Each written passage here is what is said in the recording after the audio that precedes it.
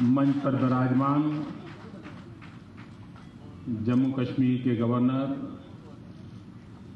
श्रीमान एन वोरा जी, यहाँ के मुख्यमंत्री श्रीमान ओमर अब्दुल्ला जी, आज के इस समारोह के केंद्र बिंदु रेल मंत्री और जो सदा सर्वदा आनंदमय रहते हैं ऐसे श्रीमान सदानंद गौड़ा जी, आप उनको हमेशा मुस्कुराते हुए देखेंगे। इसी धरती के संतान मंत्रिपरिषद में के मेरे साथी डॉक्टर जितेंद्र सिंह जी, राज्य रेल मंत्री श्रीमान मनोज सिन्हा जी, रेलवे बोर्ड के चेयरमैन श्री, उपस्थित सभी महानुभाव,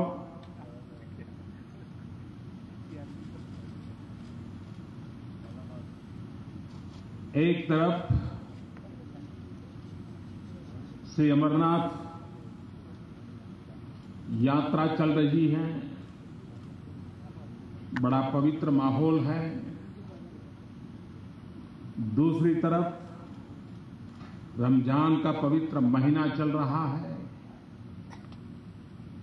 और तीसरी तरफ आज माता वैष्णो देवी के चरणों में भारत भर से उसके भक्तों को लाने की सुविधा प्रदान करने का एक मंगल प्रारंभ हो रहा है। एक प्रकार से सब दूर एक पवित्रता का माहौल है और उस पवित्रता के माहौल में इस मंगल कार्य का आरंभ हो रहा है। मैं देश के माता वैष्णो देवी के चरणों में आने वाले करोड़ों करोड़ों भक्तों को शुभकामनाएं देता हूं और आज ये सुविधा ये सिर्फ जम्मू कश्मीर के लिए सुविधा नहीं है और नहीं ये सिर्फ जम्मू कश्मीर को भेंट है, यह भेंट पूरे हिंदुस्तान को है, 125 करोड़ देशवासियों को है जो जम्मू कश्मीर आने के लिए लालायित रहते हैं, जो माता वैष्णो देवी के चरणों में आने के लिए आतुर रहते हैं। ऐसे कोटि कोटि जनों के लिए ये सुविधा है और उनके चरणों में ये समर्पित करते हुए मैं गर्व महसूस कर रहा हूं और उनको मंगल कामनाएं देता हूं।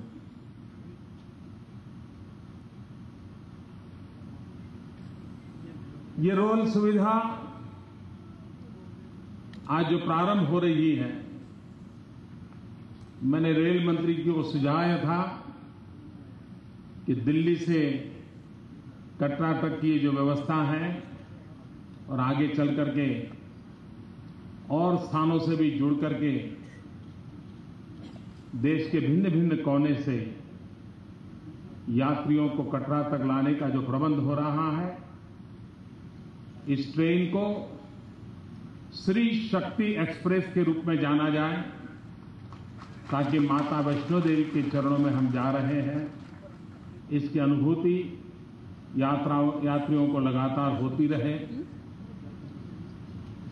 मैं माता वैष्णो देवी श्राइन बोर्ड का भी अभिनंदन करना चाहता हूं, गवर्नर साहब का भी अभिनंदन करना चाहता हूं कि यहां रेलवे स्टेशन पर ही यात्रियों के लिए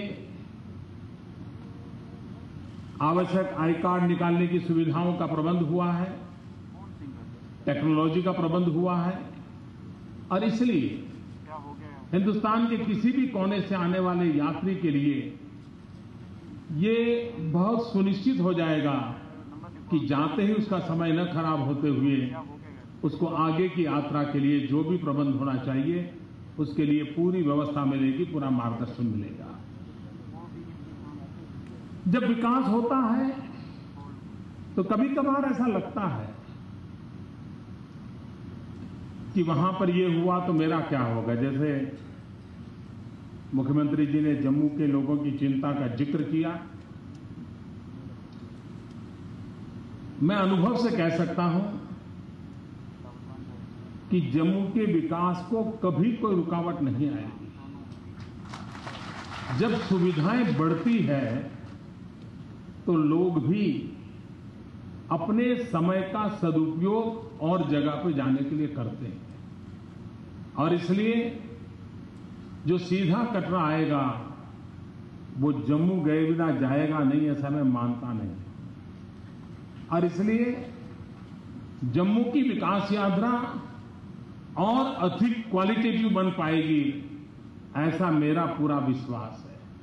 और साथ साथ जम्मू कश्मीर की विकास यात्रा में कटरा का जुड़ना, कटरा का सेंटर स्टेज में आना, आने वाले 10 साल की आप कल्पना कीजिए, कटरा इतनी तेजी से विकास करेगा, इतनी तेजी से विकास करेगा, जो पूरे जम्मू कश्मीर के विकास के अंदर एक नया योगदान करने वाला एक आर्थिक प्रवृत्ति का केंद्र बन जाएगा। जब व्यवस्थाएं विकसित होती हैं और विकास के केंद्र बिंदु में हमेशा इंफ्रास्ट्रक्चर का सबसे बड़ा महत्व होता है। जैसे ही इंफ्रास्ट्रक्चर बना, आप मान के चलिए कि उसके अगल बगल में व्यवस्थाएं विकसित होना शुरू हो जाता है।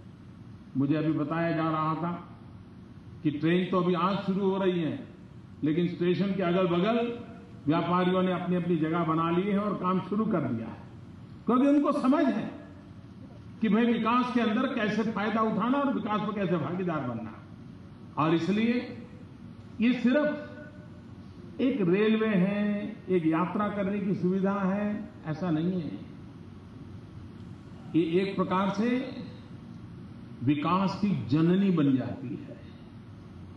और मेरे हिसाब से जम्मू कश्मीर को रेल से जोड़ने का अटल बिहारी वाजपेयी जी ने जो शुभारंभ किया है, उसको हमें और आगे बढ़ाना है। और आने वाले दिनों में बनिहाल तक जाने की जो व्यवस्था है, उसको भी आगे बढ़ाने के लिए सरकार प्रतिबद्ध है। इतना ही नहीं, हिंदुस्तान में पहली बार राज्य और केंद्र मिलकर के एक नवीन व्यवस्था को आज प्रारंभ कर रहे हैं। एक प्रकार से हाइब्रिड व्यवस्था है। रेल और बस की कनेक्टिविटी को कॉम्बिनेशन बनाया गया है। अब जो लोग श्रीनगर जाना चाहते होंगे, उनको रेलवे से ही, रेलवे की भी टिकट मिलेगी और कटरा से बनिहाल तक, जो कि जहां रेल मार्ग नहीं है, वहां बस की भी टिकट मिलेगी। कटरा उतरेगा, बस उपलब्ध होगी, बनिहाल पहुंचेगा, रेल उपलब्ध होगी और तुरंत वो आगे श्रीनगर पहुंचेगा। एक ही टिकट में रेल और बस दोनों का ट्रैवलिंग हो और पैसेंजर को कठिनाई न हो, यात्री को कठिनाई न हो, ऐसी सुविधा का आरंभ राज्य और केंद्र की रेल मिलकर के ये दे रहे हैं। और भविष्य में भी रेलवे का विकास करने के लिए केंद्र और राज्य की पार्टनरशिप का मॉडल जितना ज्यादा विकसित होगा, उतना फायदा होने वाला है। मैं मुख्यमंत्री जी की इस बात से सहमत हूं कि हमारे रेलवे स्टेशन ऐसे पुराने क्या होने की जरूरत है। क्यों न हिंदुस्तान के ऐसे महत्वपूर्ण स्थानों के रेलवे स्टेशन एयरपोर्ट से भी बढ़िया क्यों ना हो। और मैं आपको विश्वास दिलाता हूं, सिर्फ जम्मू वासियों को नहीं, मैं देशवासियों को विश्वास दिलाता हूं कि हम रेलवे के विकास में प्राथमिकता मेट्रो सिटीज, जम्मू जैसे महत्वपूर्ण स्टेशन, उसको, उस रेलवे स्टेशनों को अति आधुनिक बनाना, एयरपोर्ट से भी रेलवे स्टेशन ज्यादा अधिक सुविधाजनक हो, ये बनाने का हमारा सपना है। और ये बन सकता है, ये कोई कठिन काम नहीं है। और ये इकोनॉमिकली वायबल प्रोजेक्ट भी बन सकता है। मैंने पिछले दिनों रेलवे के मित्रों के साथ बड़ी विस्तार से समय निकाल के चर्चा की है और मैंने इसके विषय में उनको डिटेल में प्रारूप दिया है। और आप देखिए, देखते ही देखते आपको बदलाव नजर आएगा। और उसमें प्राइवेट पार्टी भी इन्वेस्टमेंट करने के लिए तैयार हो जाएगी, क्योंकि ये आर्थिक रूप से एक अच्छी योजना होगी जो सबको लाभ पहुंचाने वाली होगी, एक विन विन सिचुएशन वाला प्रोजेक्ट होगा। उस दिशा में हम आने वाले दिनों में जरूर आगे बढ़ना चाहते हैं। आज जब हम इस रेल सुविधा को दे रहे हैं, यह भी मेरे लिए अत्यंत हर्ष का विषय है कि भारतीय रेल द्वारा भारत के विभिन्न राज्यों से कटरा तक 6 जोड़ी रेलगाड़ियां तुरंत चलाई जाएगी, यानी उसका विस्तार और जगह पे भी किया जाएगा। उसके अतिरिक्त जम्मू और उधमपुर तक चलने वाली 3 जोड़ी डेमू रेलगाड़ियां का कटरा तक आज से विस्तार भी किया जा रहा है। तो जम्मू से चलने वाली उधमपुर वाली जो डेमू ट्रेन्स हैं उसको भी कटरा से जोड़ने का काम हो रहा है।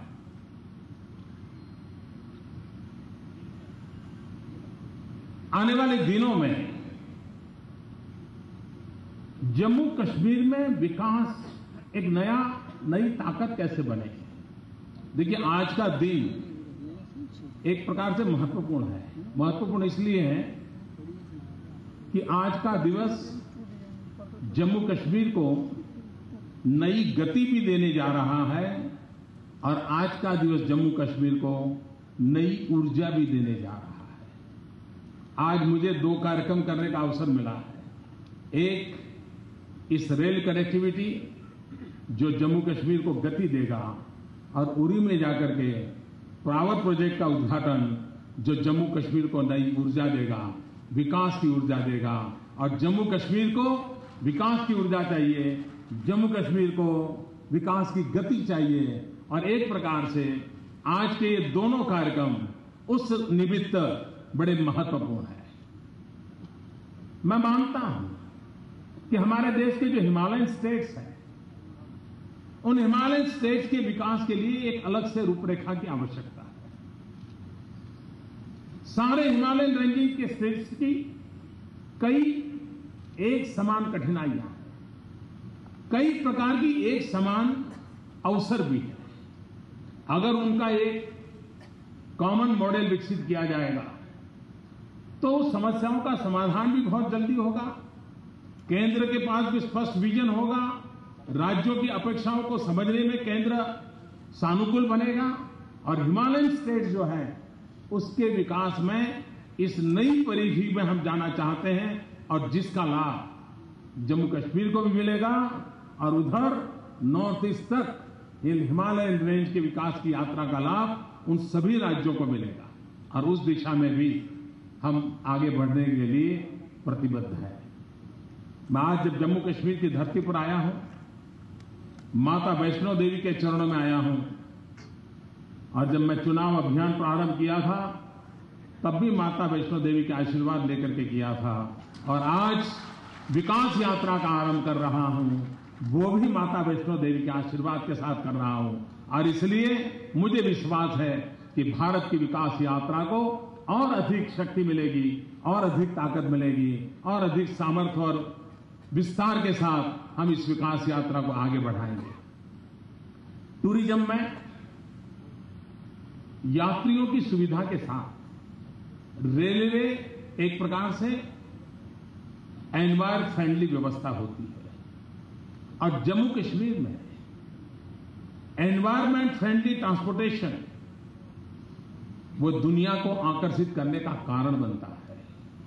हम इस रेलवे के माध्यम से विश्व के अंदर जम्मू कश्मीर में एनवायरमेंट फ्रेंडली यातायात को भी बल दे रहे हैं। ये अपने आप में एक अच्छे प्रयोग के रूप में हम दुनिया के सामने प्रस्तुत कर सकते हैं।